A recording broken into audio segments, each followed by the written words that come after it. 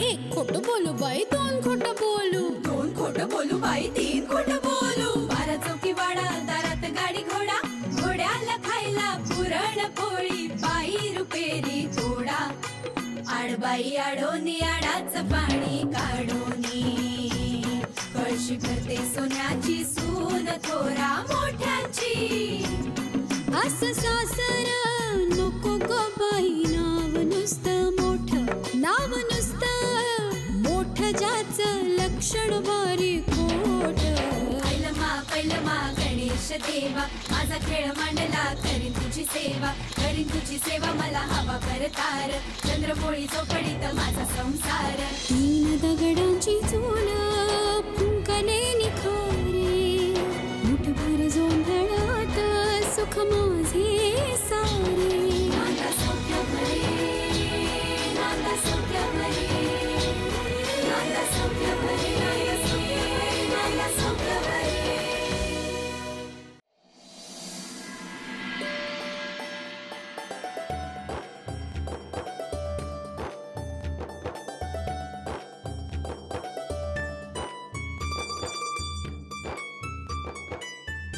काय ग आजी? चल अगं चल ग जरा, अगं चल तू चल ये.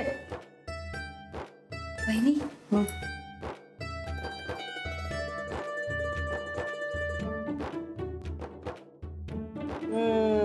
अरे वा वा.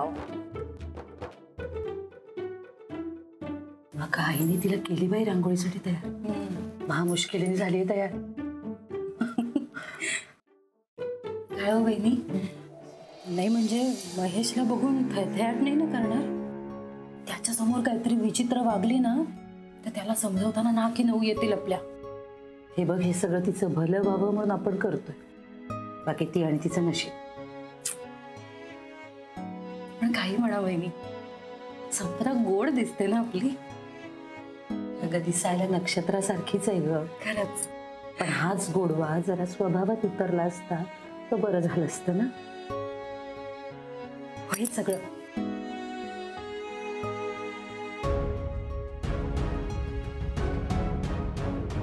हे फ्रीज मध्ये ठेवून देते नंतर. हो, म्हणजे महेश येईपर्यंत गार होईल. हो, क्लासनंतर भरूया आपण.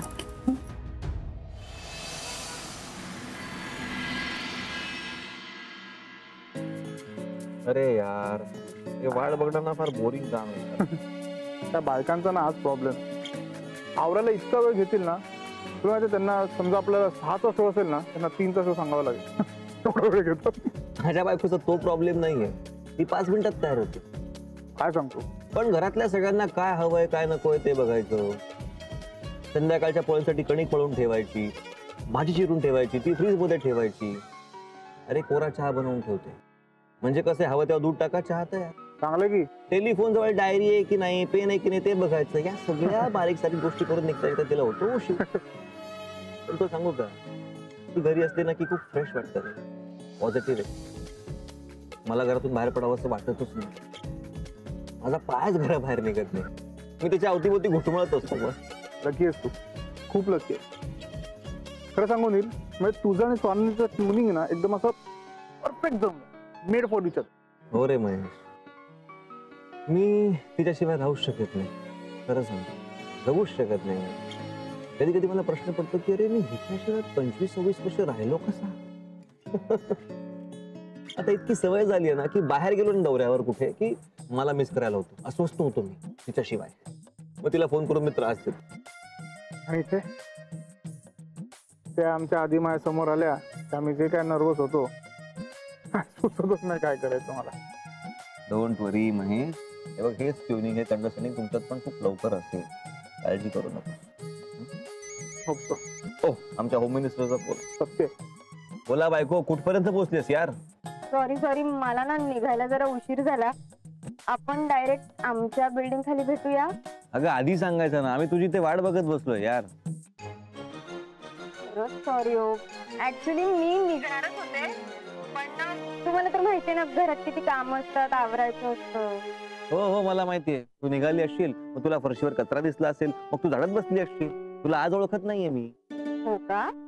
बरं, किती वर्षांची ओळख आहे आपली? वर्ष नाही, जन्मोजन्मींची ओळख आहे आपली, कळलं ना? बरं ठीक आहे, तुम्ही निघा आता तिथून. घरी सगळे वाट बघत असतील आणि स्पेशली संपदा ताई. डोंट टेल मी संपदा ताई वाट बघत असेल वगैरे म्हणून.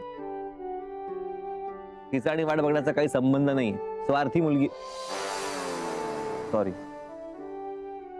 बसाव आणि तुम्ही लवकर या. बाय. ओके सर, आम्ही निघतो. बाय. ती तिच्या बिल्डिंगच्या खाली येणार आहे परस्पर. बर आपण निघूया. ओके, पण आज बिल मी देणार आहे. बिल मी देणार आहे. छान नर्वस व्हायला होते. बापरे. डोंट वरी. थांब थांब.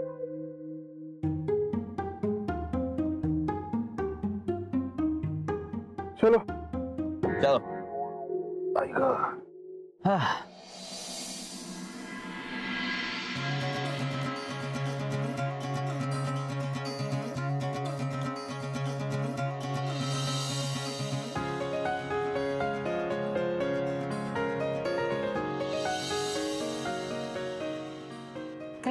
झाली आता बास. सुरेख, एकदम तुझ्यासारखी सुंदर. थँक्यू. जाते मी आता. ओय, थँक्यू. बसा. आता काय? मी हा पसारा वगैरे काय आवरणार नाही. पसारा आवरायला नाही सांगत तुला, तो मी आवरेन. फक्त इथे ना जरा सुस्वागतम असं लिहिना. का? रांगोळी पाहुण्यांच्या स्वागतासाठीच असते, त्यासाठी सुस्वागतम कशाला लिहायला हवं? अगं बरोबर आहे, पण ते सुस्वागतम असं लिहिलं ना की बघणाऱ्या पाहुण्याला कसं छान वाटतं. कोण येणार पाहुणे? आपल्याला काय करायचंय, सांगितलं ते काम आपण करायचं.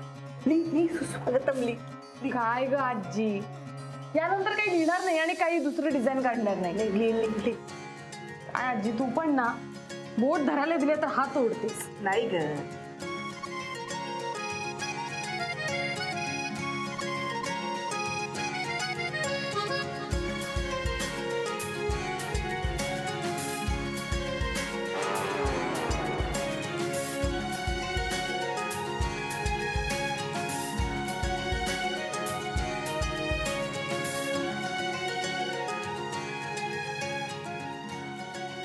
किती शहाण्या मुलीसारखी दिसते ना. अगदी लहानपणीची संपदा वाटते. ओरकट वाटतं तिचं वागणं, कारण आता ती लहान नाहीये. स्वानंदी मोठी झाली तसं तिच्यात समजूतदारपणा आला, तो हिच्यात आलाच नाही. संपदाच्या पाठीवर लगेचच स्वानंदी झाली, त्यामुळे बिचारी 2-2.5 वर्षांची असतानाच ती ताई झाली ना. ते सहन होत नाहीये तिला. पण आता हे तिने समजून नको घ्यायला. स्वानंदीचा दुस्वास करतेच,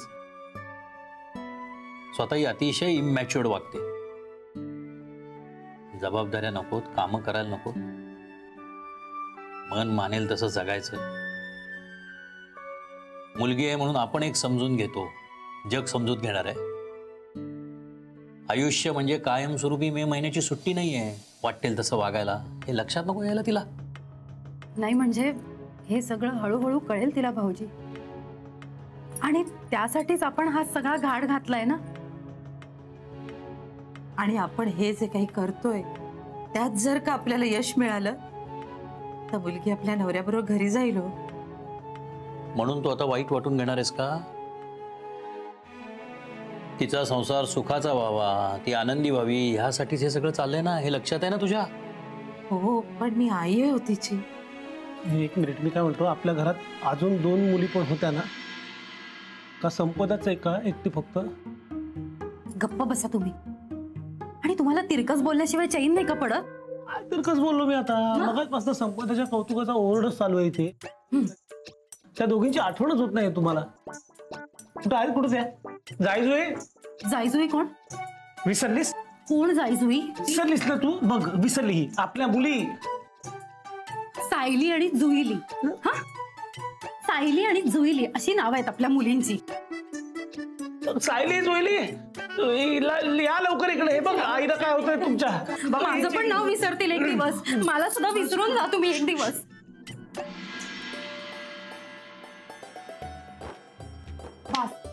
कशी आता? अगं मस्त. ते तुमच्या भाषेत काय म्हणतात ना, कूल म्हणजे फर्स्ट क्लास. हो ना. मग आता कोण पाहुणे येणार आहेत? Cool cool. आजी काय तुझं कूल कूल? अरे तुमच्या भाषेत ते वेगवेगळे अर्थ होतात ना कूलचे. जाऊ दे. नाही नाही नाही, ते फक्त त्या कोपऱ्यामध्ये ना रंग भरायचा राहिलाय तेवढा. जरा भर भर भर. काय ग, इथे सगळं व्यवस्थित असून सुद्धा तू.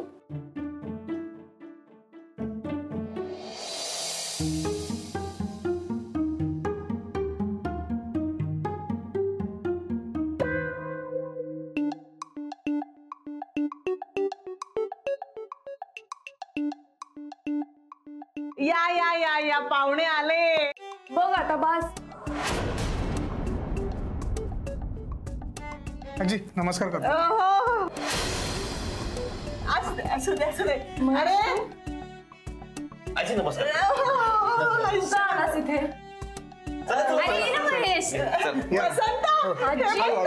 अरे कोण आलंय बघा बघा बघा. ये असू दे असू दे. या महेश. हो माझा फ्रेंड म्हणून आलाय, तुझा नवरा म्हणून नाही. माझ्या रांगोळी तू काढलीस चक्क. स्वानंदी ए मस्त आहे रांगोळी. खरंच तू काढलीस? स्वानंदी काय तमाशा आहे हा? अगं तमाशा नाही, खरंच मस्त आहे रांगोळी. पण चल चल सगळे आत गेले, तू का बाहेर थांबली? अगं ये. बसा बसा बसा बसा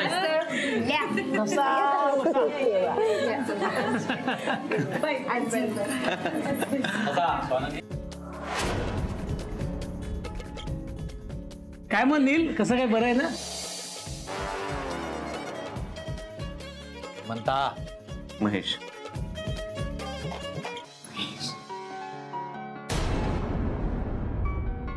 महेश हो सगळ्यांना माहिती आहे, मलाच माहित नाही बहुतेक. म्हणजेच ना. हो सायली जुली हे बघा काय आणलं तुमच्याकडे.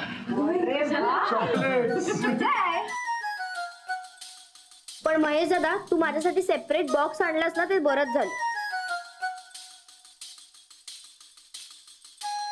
हो पण सगळे एकत्र खायचं नाही आता. महेश दादा, त्यात ते कडवट डार्क चॉकलेट नाहीये ना?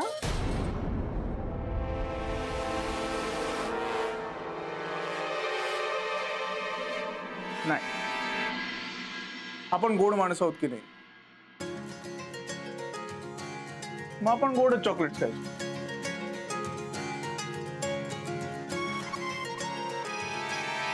अरे पण वच्ची कुठे आहे? अहो त्या ना सकाळपासून किचन मध्येच आहेत, सारखी काहीतरी कामं करतायत. अगं बाई, एवढा महत्वाचा माणूस आला आपल्याकडे, त्याचं सगळं नीट नको का व्हायला? हो अगदी अगदी. काय त्या तुम्ही ना मला खरंच पाहुणा करून टाकलाय. हो ना, होय काहीतरीच काय.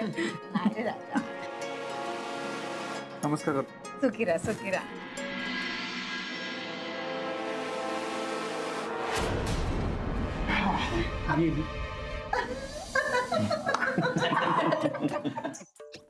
पाणी अगं बाई, पाणी कसं कोरडं झालं. स्वानंदी पाणी दे ना. हो हो देते. अरे हो स्वानंदी पाणी देईलच, पण जावई बापू अभिनय एकदम उत्तम केलात हा. हो महेश, त्यासाठी माझ्याकडून पण तुम्हाला. हो पण आणा, फ्रीज मध्ये बराच वेळ ठेवलाय ना, घेऊन या पटकन. हो हो हो दे ग बाई दे.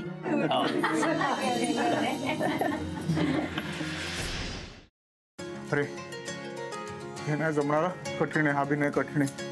अरे कसलं कठीण, एक नंबर अभिनय केलाय तू. बघ बघ ना.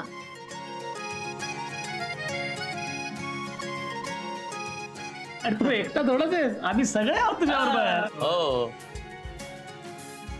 आणि आपल्याला हवा तो परिणाम झालेला आहे. त्याची फणकाराने गेली बघ ना. पण महेश दादा, जेव्हा मी डार्क चॉकलेट बद्दल बोलले ना, तेव्हा संपदाताईने असली खुन्नस दिली ना, हे क्षण भीतीच वाटली अरे मला. पण त्याच डार्क चॉकलेटमुळे एवढी कडवट झाली. जुईली, असं नको हा बोलूस, ताई पण खूप गोड आहे. हो, तुझ्या एवढी गोड नाहीये. गप्प बसाओ.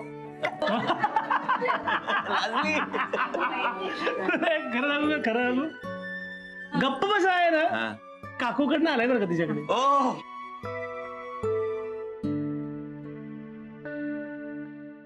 गप्प बसा. लगेच प्रात्यक्षिक लगेच.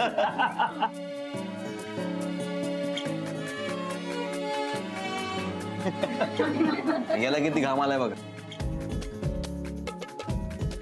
रिलॅक्स, तू पहिली लढाई जिंकलायस.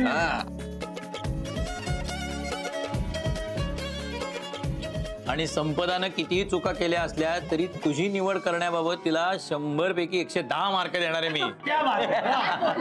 अगदी बरोबर वसंतराव. अगदी अगदी.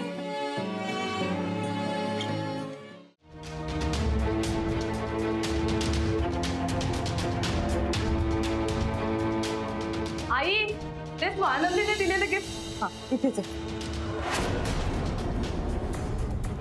महेश कुठे गेला? घरी गेला तो. काय? बघितलं बाबा, किती मॅनरलेस आहे हा.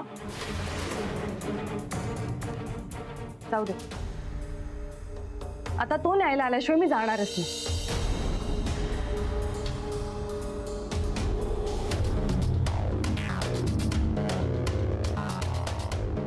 हे ना असंच असतं आपल्या घरात, म्हणून मला इथे येण्याची इच्छा पण होती. माझ्या घरात अशी बंधनं नाहीयेत मला बाबा. तेच चूक होतीये देशमुखांकडच्यांची. रादर आमची चूक झाली आहे आधी, त्यांनी फक्त री ओढली आहे. याचा काय अर्थ आहे बाबा? मला राहायचंच नाहीये. मी आत्ताच्या आत्ता महेशला बोलावून घेते. तो तुझा फोनही घेणार नाही असं तुम्हाला वाटतं बाबा? इतक्या दिवसात मी त्याला एकही फोन केला नाहीये. जर का मी आता त्याला फोन केला ना तर धावत येईल मला घ्यायला. तो तुझा फोनही घेत नाहीये याचा अंदाज येत नाहीये तुला? तुझा नवरा तुला इथे सोडून गेलाय. तुला कंटाळून माहेरी सोडून गेलाय तो, आणि आमचं टेन्शन वाढवून ठेवलंय त्यांनी.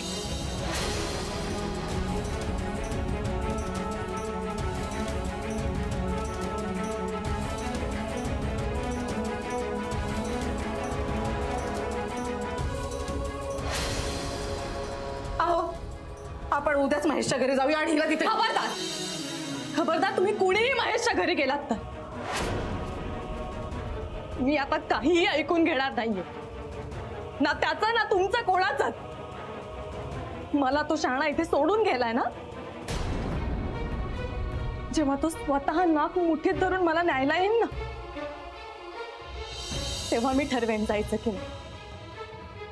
काय चाललंय हे?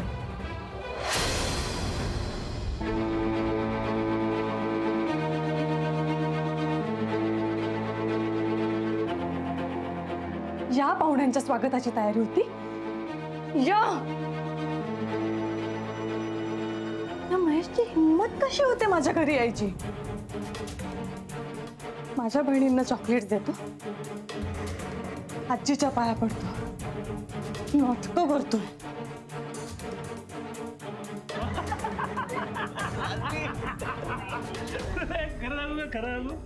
सगळे खुश आहेत. माझ्याकडे कोणाचं लक्षही नाहीये. गप्प बसा. लगेच प्रात्यक्षिक लगेच. स्वतःला खूप शहाणा समजतो ना हा महेश.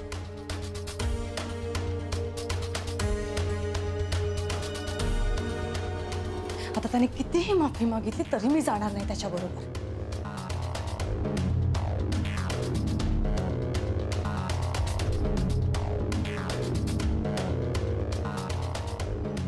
मुद्दाम करतायत सगळे. हे तर मला थांबवलंच पाहिजे.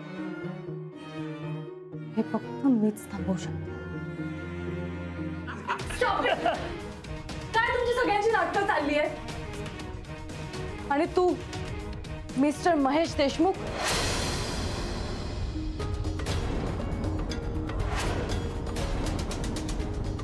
मी काय सांगते ते लक्षात ठेवायचं. तुला काय वाटलं रे, तू इथे माझ्या घरच्यांच्या गळ्यात पडून माझ्या बहिणींना चॉकलेट्स देऊन माझा राग घालवशील?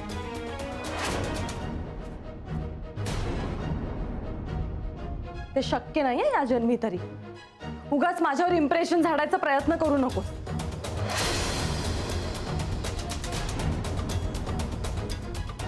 आता का सगळे शांत बसले?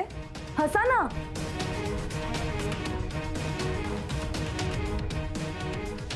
आणि तू रे का गप्प बसलास? आता बोलता येत नाही? नील, मी गप्प नाही बसलो, पण मी जर बोललो ना तर ते तिला ऐकवणार नाही.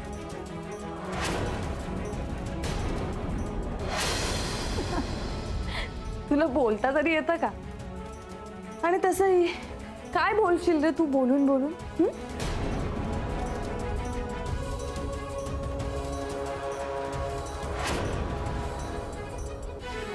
पहिली गोष्ट, तुला कोणी सांगितलं ग की मी ते तुझ्यावर छाप पाडायला किंवा तुला इम्प्रेस करायला म्हणून आलोय? अजिबात नाही.